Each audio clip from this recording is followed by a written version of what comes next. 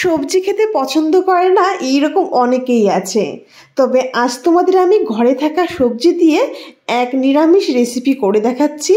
যে সবজি খেতে পছন্দ করে না সেও চেটেপুটে খাবে এইভাবে যদি তোমরা রান্না করো। একদম মশলা ছাড়া ভীষণই টেস্টি হয়। এইভাবে যদি সবজি রান্না করা হয় তো বন্ধুরা অবশ্যই তোমরা একবার হলেও ট্রাই করে দেখতে পারো। আশা করছি তোমাদের খুব ভালো লাগবে। প্রথমে এখানে আমি কিছু সবজি কেটে নিয়েছি। তো দেখো কিছুটা পুঁইশাক কেটে নিয়েছি, আর সঙ্গে এখানে আলু, পেঁপে, গাঠি কচু আর একটা ঝিঙে আমি একই পরিমাপ করে সবজিগুলো কেটে নিলাম। তোমরা যদি সবজিটা বাড়িয়ে করতে চাও অবশ্যই পরিমাপটা বাড়িয়ে দেবে সব কিছুর।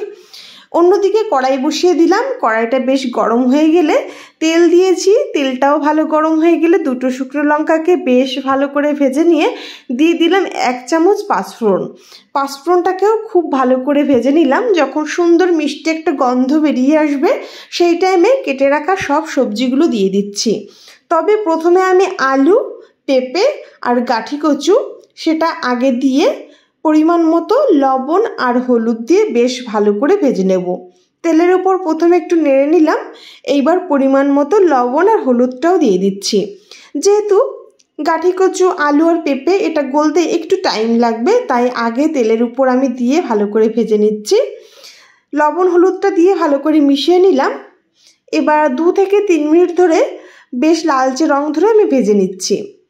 এখানে ঝিঙেটা আমি পরে দিচ্ছি, যেহেতু ঝিঙেটা ভাজতে কিন্তু খুব কম টাইম লাগে, তাই এই সবজিগুলো ভালো করে ভেজে নিয়ে এবার দিয়ে দিচ্ছি ঝিঙেটা। ঝিঙেটা দেওয়ার পর আরও 2 মিনিট আমি ভালো করে ভেজে নেব। তো দেখো এখানে নেড়ে চেড়ে 2 মিনিট মতো ভালো করে ভেজে নিলাম। সব কিছু যখন বেশ ভালো ভাজা হয়ে যাবে, দেখতেই পারছো সবজিগুলোর কিন্তু কালার ধরে গেছে। ঠিক এই রকম ভালো করে ভাজতে হবে তেলের উপর। তারপর দিয়ে দিচ্ছি ধুয়ে রাখা শাক। এই যে সুন্দর শাক আর সবজির একটা টেস্ট, এটা কিন্তু কম মশলা দিয়ে যদি রান্না করা হয় তাহলে কিন্তু এর অরিজিনাল টেস্টটা পাওয়া যায়। ভীষণই সুস্বাদু হয় খেতে। আমার কিন্তু ভীষণই পছন্দের রেসিপি। তো দেখো নেড়ে চেড়ে শাকটাকে এবার দিয়ে দিচ্ছি পরিমাণ মতো কাঁচা লঙ্কা। এখানে 4-5টা কাঁচা লঙ্কা চিরা দিয়ে দিলাম। শাকটা দিয়ে আর কাঁচা লঙ্কাটা দিয়ে এবার আরও 2 মিনিট মতো নেড়ে চেড়ে ভেজে নিচ্ছি। যখন দেখবে এইরকম শাক থেকে জল বেরোনোর পর জলটা শুকিয়ে গেছে আর শাকটাও বেশ ভালো ভাজা হয়েছে, অতিরিক্ত ভাজার দরকার নেই, জলটা শুকিয়ে গেলেই হবে। তো দেখো নেড়ে চেড়ে 2 মিনিট মতো ভেজে নিলাম। এবার দিয়ে দিচ্ছি কিছুটা জল। যে যেই রকম ঝোল রাখতে চাইছো সেই হিসেবেই জলটা অ্যাড করবে। আমি খুব বেশিও দিইনি আবার একদম কমও দিইনি। তবে এই রকম সবজি যদি তোমরা রান্না করো অবশ্যই পরিমাণে একটু বাড়িয়ে দিও, কারণ এটা খেতে কিন্তু খুবই ভালো লাগে। সবজিতে যখন খুব সুন্দর জাল উঠে গেছে আমি ঢাকনি দিয়ে ঢেকে দিয়েছিলাম 3 থেকে 4 মিনিটের জন্য। ঢাকনি তুলে নিলাম, তুলে একটু নেড়ে নিচ্ছি প্রথমেই, তারপর দেখে নেব সবজিটা কেমন গলেছে। তো দেখো খুন্তি দিয়ে একটু চেপে দেখলাম, তবে 50% সিদ্ধ হয়ে গেছে কিন্তু পুরোপুরি এখনও গলেনি, তাই আরও 2 মিনিটের জন্য আমি ঢেকে দিচ্ছি ভালো করে সবজিগুলো গলে যাওয়ার জন্য। 2 মিনিট পর আমি ঢাকনি তুলে নিচ্ছি।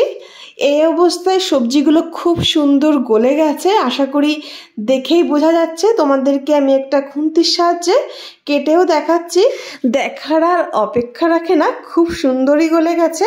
খুন্তির সাহায্যে ভালো করে একটু নেড়ে চেড়ে মিশিয়ে নিচ্ছি। খুন্তি দিয়ে এইভাবে একটু ভালো করে মিশিয়ে নিলে ঝোলটাও কিন্তু নাড়তে নাড়তে বেশ একটা গাঢ় ভাব আসবে, এতে খেতেও খুব ভালো লাগে।